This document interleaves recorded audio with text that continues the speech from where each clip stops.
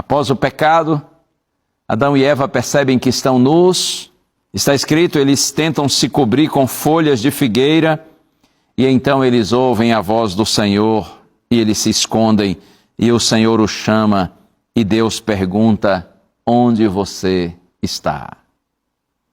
Afinal, Deus não sabia? Por que Deus pergunta, Adão, onde você está? Será que Deus não sabia onde eles estavam? Eles conseguiam se esconder da presença de Deus? Na carta aos Hebreus, capítulo 4, verso 13, está escrito, e não há criatura que não seja manifesta na sua presença, pelo contrário, todas as coisas estão descobertas e expostas aos olhos daquele a quem nós temos de prestar contas. É claro que Deus sabia onde eles estavam, até porque Deus é onipresente, Ele está em todos os lugares ao mesmo tempo. Deus é onisciente, Ele sabe tudo a respeito do passado, do presente e do futuro. Além do nosso Deus ser onipotente, ter todo o poder. Por que Deus pergunta então, Adão, onde você está? Acredite, Deus não só sabe onde cada um está, mas Deus sabe também o que a gente faz e por que a gente faz. E a pergunta permanece, por que Deus questionou Adão e disse, onde você está? Eu diria pelo menos por duas razões. A primeira, Deus gosta de relacionar-se conosco, de conversar com a gente, de ter contato, de ter comunhão.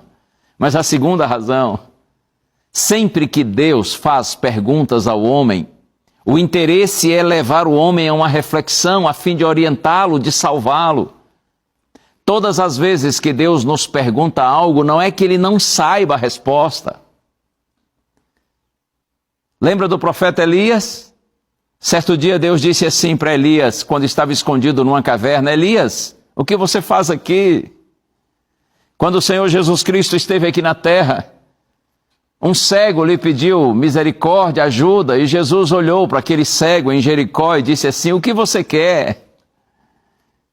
Saulo, aquele que também é conhecido como Paulo e se tornou o grande apóstolo, certo dia, quando ainda não compreendia o evangelho e perseguia a igreja, o Senhor Jesus o encontrou quando Saulo seguia para Damasco com a intenção de prender cristãos.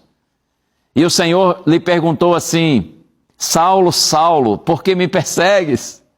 Lembre-se, Deus não pergunta porque, não é porque Ele não saiba a resposta, a intenção de Deus é nos levar a uma reflexão. Então está escrito que Adão responde, diz, Senhor, eu ouvi a tua voz no jardim, mas eu estava nu, tive medo e me escondi. Acredite, o sentimento de Adão naquele dia não era apenas de nudez física, mas acima de tudo de nudez espiritual. Era a nudez da alma, era um sentimento de vazio, de solidão. Lembra que Deus disse, no dia em que vocês transgredirem, desobedecerem, vocês morrerão? Pois Adão estava se sentindo morto, no sentido espiritual, porque ele estava separado de Deus em função do pecado. A voz de Deus, que ele era familiar e agradável, tornou-se agora assustadora, incômoda, estranha. O pecado é muito mais do que um ato. O pecado é uma condição do coração, de alienação de Deus. É uma situação de separação de Deus daquele que é santo. O Senhor já havia advertido que o pecado, a desobediência, os levaria à morte. Exatamente porque o pecado os separaria da fonte da vida, que é o nosso maravilhoso Deus. Lá no profeta Isaías, capítulo 59, versos 1 e 2, está escrito assim, a mão de Deus não está encolhida para que não possa salvar. O seu ouvido não está surdo para não poder ouvir, mas as vossas iniquidades, os vossos pecados fazem separação entre vós e o vosso Deus. Essa é a questão. O pecado nos separa de Deus. Romanos 5,12. Portanto, assim como por um só homem entrou o pecado no mundo e pelo pecado veio a morte, assim está escrito, a morte passou a toda a humanidade porque todos pecaram. Posso lhe citar mais, segunda carta aos Coríntios 5, verso 12, está escrito, aquele que não conheceu o pecado, Deus o fez pecado por nós, para que nele fôssemos feitos justiça de Deus. Quando nosso Senhor Jesus Cristo agonizava na cruz, ele disse assim: Deus meu, por que me desamparaste? Lembra dessa frase? Apresentada por Cristo quando sofria na cruz? Significa que o Pai se escondeu? O Pai o abandonou naquela hora? Não. O Pai estava ali, bem pertinho, junto à cruz, mas o Pai não podia interferir, porque naquele momento os pecados de toda a humanidade eram simbolicamente transferidos para o Senhor Jesus Cristo. Jesus estava ali como nosso substituto e o pecado separa de Deus.